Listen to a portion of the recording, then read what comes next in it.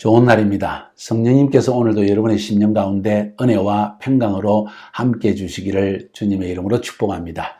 자, 오늘은 우리 대속죄일 욤키푸르의 마지막 시간, 6번째 시간입니다. 신약 성경 안에서 나타난 욤키푸르에 대한 이야기를 해보려고 합니다. 어제 잠깐 언급을 사실 했지만은 누가복음 4장에 보면 예수님께서 마귀에게 40일 동안 시험을 받으셨다는 기록이 나옵니다. 언제 이런 40일 금식을 하셨을까 생각해 볼 수 있지 않습니까? 그런데 놀라운 것은 누가복음 4장 13절에 보니까 마귀가 모든 시험을 다 한 후에 얼마 동안 떠나니라 하면서 예수님께서 시험을 40일 금식을 마치신 이야기, 그리고 14절에 보니까 예수께서 성령의 권능으로 갈릴리에 돌아가시니 그 소문이 사방에 퍼졌고 친히 그 여러 회당에서 가르치시며 무사람에게 충성을 받으라 하면서 그때 바로 40일 금식 후에 여러 회당 다녔지만은 먼저 가신 이야기를 기록합니다. 예수께서 그 자라나신 곳 나사렛에 이르사 안식일에 자기 규례대로 회당에 들어가사 성경을 읽어 쓰고 쓰심에 선지자 이사야의 글을 들이거늘 책을 펴서 이렇게 기록된 데를 찾으시니 곧 주의 성령이 내게 임하셨으니 이는 가난한 자들에게 복음을 전하게 하시려고 내게 기름을 부으시고 나를 보내사 포로된 자에게 자유를 눈먼 자에게 다시 보게 함을 전파하며 눌린 자를 자유케 하고 주의 은혜의 해를 전파하게 하려 하심이라 하였더라.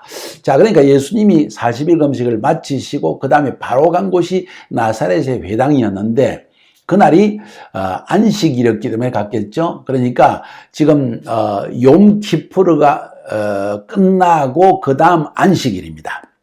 자, 그 다음 안식일에 회당에서는 무슨 성경을 읽는 거니? 바로 이사야서 61장의 성경을 읽습니다. 특별히 이 장은 희년에 그러니까 이스라엘 백성들이 7749를 지나고 50일 때는 희년 때 이 성경 구절을 읽기도 하고 또 욤키푸르 때 욤키푸르 바로 다음 이 안식일에 이 성경 구절을 읽기도 합니다. 자, 다시 말해서 이것은 이때가 바로 욤키푸르 시즌이라는 것을 우리가 알 수가 있습니다. 그러니까 예수님은 바로 이 40일 금식을 마치실 때 바로 그 다음 주간이 욤키푸르 이 성경 구절을 읽는 것을 보아서 바로 주님은 엘룰월 1일부터 이 욤키푸르까지 40일 동안에 금식하셨다는 사실을 우리가 분명히 알 수 있는 것이 바로 그거라는 거예요. 이사야서 61장 1절부터 3절까지는 바로 오늘 지금 제가 읽어드렸던 누가복음의 그 말씀입니다. 그러니까 예수님은 이사야서 61장 욤키푸르의 그 안식일에 그 샤밧에 읽는 그 성경 구절을 그대로 읽으심으로 말미암아 바로 예수님께서 이 일을 위해서 오셨다는 것을 우리에게 보여주고 있는 거예요. 참 재미있는 이야기입니다. 그때 무슨 일이 일어났는가니 누가복음 4장 21절에 보니까 이에 예수께서 저희에게 말씀하시되 이 글이 오늘날 너희 귀에 응하였느니라. 이 말이 오늘날 너희 귀에 응하였다. 이 말은 바로 그 일을 위해서 내가 왔다는 걸요. 내가 지금 와서 이 희년을 선포하는데 나를 통해서 이 희년이 선포될 것이며 나를 통해서 욤키푸르의 완전한 구속이 일어날 것이라는 걸 지금 말씀하시는 거예요. 근데 잘 생각해 보세요. 욤키푸르 시즌에 욤키푸르의 날에 뭔 일을 행합니까? 염소를 잡아서 아사셀 염소를 멀리 끌고 와서 절벽에서 낭떠러지 떨어지게 하지 않습니까? 똑같은 일을 지금 그 당시에 유대인들이 예수님께 한 것을 볼 수가 있습니다. 누가복음 4장 28절부터 30절까지 보니까 예수님이 하시는 말씀에 화가 나가지고 예수님을 죽이려고 합니다. 회당에 있는 자들이 이것을 듣고 다 분이 가득하여 일어나 동네 밖으로 쫓아내어 그 동네가 건설된 산 낭떠러지까지 끌고 가서 밀쳐 내리치고자 하되 예수께서 저희 가운데로 지나서 가시니라. 다시 말해서 마치 아사셀 염소를 끌고 가서 이 절벽에서 떨어뜨려 죽게 하는 것처럼 예수님을 죽이려고 했는데 아직 예수님은 이 아사셀의 염소로서 혹은 죽게 드리는 염소로서 죽을 때가 아직 이르지 않았기 때문에 그들 가운데를 쑥 지나가셨다는 거예요. 참 놀라운 기적 아닙니까? 자, 이처럼 이 희년에 그리고 일어날 완전한 속죄의 예표로서 예수님은 오셨다는 것을 성경은 우리에게 말해주고 있는 거예요. 똑같은 성경 구절 앞에도 읽었지만은 결론적으로 다시 한번 읽기를 원합니다. 히브리서 9장 24절부터 28절을 보면 그리스도께서는 참 것의 그림자인 손으로 만든 성소에 들어가지 아니하시고 오직 참 하늘에 들어가사 이제 우리를 위하여 하나님 앞에 나타나시고 대제사장이 해마다 다른 것의 피로서 성소에 들어가는 것 같이 같이 자주 자기를 드리려고 아니하실지니 그리하면 그가 세상을 창조할 때부터 자주 고난을 십자가에서 받았어야 할 것이로되 이제 자기를 단번에 제사로 드려 죄를 없게 하시려고 세상 끝에 나타나셨느니라. 주님은 우리의 죄를 단번에 구속하기 위해서 십자가에 죽기 위해서 세상 끝에 나타나셨다.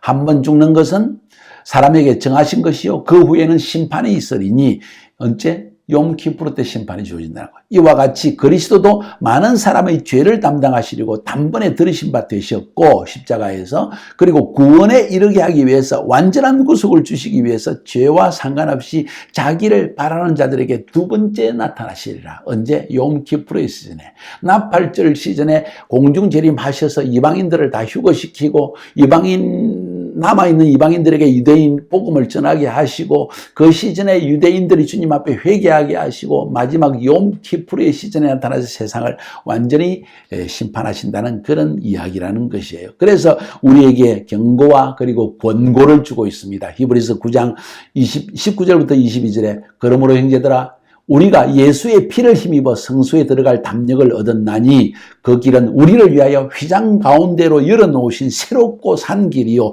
휘장은 곧 저의 육체니라.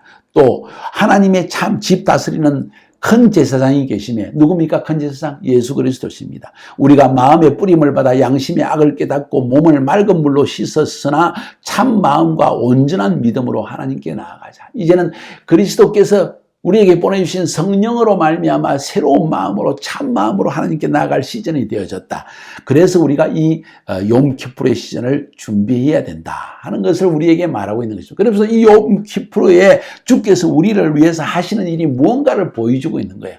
완전한 구속, 완전한 보호, 완전한 하나님의 구속이 덮어주심이 그 시간에 우리에게 이루어질 것이다. 바로 그 시간에 어제도 말씀드렸지만은 스가랴서 12장 10절부터 13장에 있는 것처럼 바로 그 기간에 그러니까 이 나팔절부터 욤키프르의 열흘의 기간 동안 하나님께서 유대인에게 큰 환난을 주시고 그리고 이방인들을 전도할 수 있는 기회를 주시고 그러고 난 다음에 스가랴서 12장 10절부터 13장 1절에 보는 것처럼 하나님께서 회개의 영을 부어주시는 거예요. 내가 다윗의 집과 예루살렘 거민에게 은총과 간구하는 심령을 부어주리니 그들이 그 찌른 바 그를 바라보고 그를 위하여 애통하기를 독자를 위하여 애통하듯 하며 그를 위하여 애통하기를 독자를 위하여 애통하듯 하리로 그날에 예루살렘에 큰 애통이 있으리니 하면서 이스라엘 백성들에게 하나님의 영을 부어주시니까 그때 비로소 영의 눈이 열려가지고 우리가 예수님을 십자가에 죽였구나, 우리가 메시아를 죽였구나 하고 막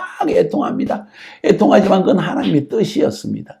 주님이 십자가에 죽지 않고는 유대인의 죄도 또 이방인의 죄도 절대로 이 사함을 받지 못하는 거예요. 유대인이라고 예수 안 믿고 구원받습니까? 절대 아니라는 걸 제가 말씀을 드렸죠. 그렇습니다. 그리고 바로 그날에 그렇게 회개하니까 13장 1절에 그날에 죄와 더러움을 씻는 샘이 다윗의 집 족속과 예루살렘 거민을 위해서 열려지리라. 욤키프르의 샘물이 팡 터져서 유대인들이 완전히 구원받는, 그리하여 온 이스라엘이 구원받는 역사가 나타난다는 거예요. 이 일이 어떻게 일어났습니까? 하나님이 새 영을 부어주셔서 그들 마음속에 율법이 마음속에 들어가게 되어서 드디어 하나님을 보게 됐다는 거예요. 예레미야 31장 31절부터 36절까지 그와 비슷한 이야기를 합니다. 나 여호와가 말하노라. 보라 날이 이르리니 내가 이스라엘 집과 유다 집에 새 언약을 세우리라. 새 율법을 성령으로 말미암아 회개의 영을 부어주실 때 비로소 율법이 살아난다는 거예요.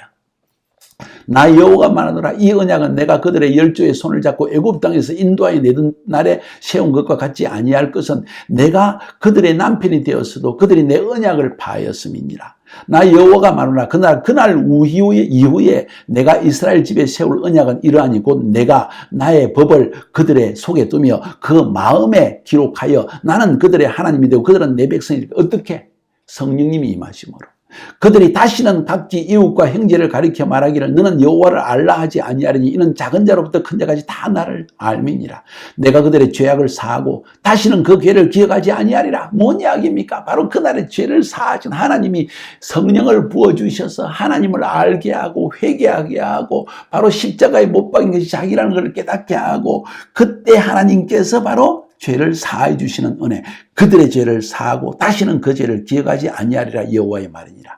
나 여호와는 해를 낮의 빛으로 주었고 달과 별들을 밤의 빛으로 규정하였고 바다를 격동시켜 그 파도로 소리치게 하나니 내 이름은 만군의 여호와니라. 내가 말하노라 이 규정이 내 앞에서 패할진대 이스라엘 자손도 내 앞에서 패함을 입어 영원히 나라가 되지 못하리라. 예레미야 31장을 통해서 하나님께서 이런 약속을 주셨다는 거야. 그래서 이 유대인들은 이런 마지막 때 그런 회개를 주니 근데 그 이전에 이방인들의 충만한 수가 들어와야 됩니다. 그래서 이방인들도 접붙임을 받아서 유대인들과 같이 하나님이 구원받는 기회를 주셨다는 것을 성경은 우리에게 이미 말하고 있었고 또 여러분에게 설명을 드렸습니다. 로마서 바로 11장 17절부터 21절의 말씀이 그것입니다. 또한 가지 얼마가 꺾여졌는데 돌 감람나무인 내가 그들 중에 접붙임이 되어 참 감람나무 뿌리의 진액을 함께 받은 자 되었은즉 그 가지들을 향하여 자긍하지 말라. 자긍할지라도 네가 뿌리를 보존하는 것이 아니요 뿌리가 너를 보존하는 것이니라. 그러므로 네 말이 가지들이 꺾이운 것은 나로 접붙임을 받게 하려 함이 아니냐. 이스라엘이 꺾여져 나간 거 아니냐. 그러니까 옳도다. 저희는 믿지 아니함으로 꺾이우고 너는 믿음으로 섰느니라. 높은 마음 품지 말고 도리를 두려워해라. 하나님이 원가지도 아끼지 않고 잘라내신즉 너도 아끼지 않고 잘라낼 수 있다. 다시 말해서 너희들은 지금 접붙임을 받은 자이다. 어떻게 접붙임을 받느냐. 바로 하나님께서 이 유대인들을 통하여서 예수 그리스도를 통하여서 예수를 믿음으로 말미암아 이 유대인들의 이 접붙임을 입고 그 접붙임을 받음을 통하여서 우리가 하나님의 자손이 되어졌다. 이제는 우리도 하나님의 휘중이 되어졌다는 것을 지금 이야기하는 거예요. 사랑하는 여러분, 바로 이 사실을 기억하고 교만하지 말고 겸손한 마음으로 이제는 유대인을 위해서 기도할 때입니다. 이스라엘의 회복을 위해서 기도할 때입니다. 어제 뉴스를 보니까 네탄야후 총리가 아주 엄청난 담대한 그리고 용감한 선언을 했더라고요. 이제는 헤브론뿐만 아니라 이 요한강 서편에 있는 사마리아 지역에 있는 모든 땅, 유다와 사마리아에 있는 지금까지 아람 민족에 넘겨주었던 그 땅을 다 찾아서 이제는 모두 그 땅을 이스라엘 땅으로 만들어내겠다는 선언을 하는 걸 봤습니다. 이게 벌써 지금 굉장한 이 일로 인해서 문제도 일어날 것이지만 그러나 다른 말로 하면 하나님께서 이스라엘을 완전하게 땅과 민족을 회복시키시고 이제는 죄로부터 또 해방시켜서 완전한 하나님의 백성으로 구원하실 때 욤키프로의 때가 가까웠다는 것을 보여준다고 저는 확신하고 있습니다.